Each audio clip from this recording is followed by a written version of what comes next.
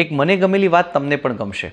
એકવાર એક બેન ટ્રેનમાં મુસાફરી માટે ચડે છે. પોતાના ટિકિટના સીટ નંબર પ્રમાણે એ પોતાની જગ્યા પર જાય છે તો જુએ છે કે ઓલરેડી કોઈ ભાઈ ત્યાં બેઠેલા છે. એ પેલા ભાઈને જઈને વિવેકથી કહે છે કે ભાઈ આ સીટ નંબર મારો છે. ત્યાં તો એ ભાઈ કોઈ પણ પ્રકારની ચર્ચામાં પડ્યા વગર સીધા છે બેન ઉપર ગુસ્સે થાય છે. બેન, તમે ભણેલા છો ને, તમને ખબર નથી પડતી, કોઈ પોતાની સીટ તો ચેક કરો, તમે કોઈ બીજા ડબ્બામાં આવી ગયા લાગો છો, તમે કોઈ બીજી ટ્રેનમાં આવી ગયા લાગો છો.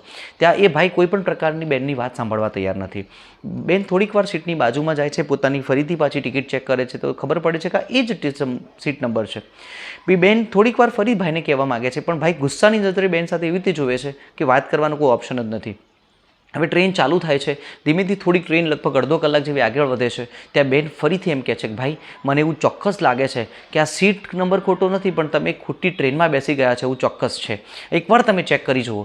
ફરીથી પાછા એ ભાઈ હવે ટિકિટ ઓપન કરીને જોઈએ છે તો ખરેખર ખબર પડે છે એ ખોટી ટ્રેનમાં બેસી ગયા છે. એ સીટ નંબર પણ ખોટો છે અને ટ્રેન પણ ખોટી હોય છે. હવે પછતાય છે, પણ હવે થાય શું, કારણ કે ઓલરેડી ઘણા બધા આગળ આવી ગયા છે. દોસ્તો, આપણી સાથે પણ જીવનમાં ઘણીવાર આવું થતું હોય છે. આપણે આપણી વાતો, આપણી માન્યતાઓને એટલા બધા જડ રીતે પકડી રાખીએ છીએ કે એનાથી વિરુદ્ધની જો કોઈ વાત કે કોઈ આપણી સામે મૂકે તો આપણે એને સાંભળવા પણ તૈયાર નથી હોતા. ઘણીવાર આવું ન સાંભળવાને કારણે ઘણું બધું નુકસાન આપણને થતું હોય છે.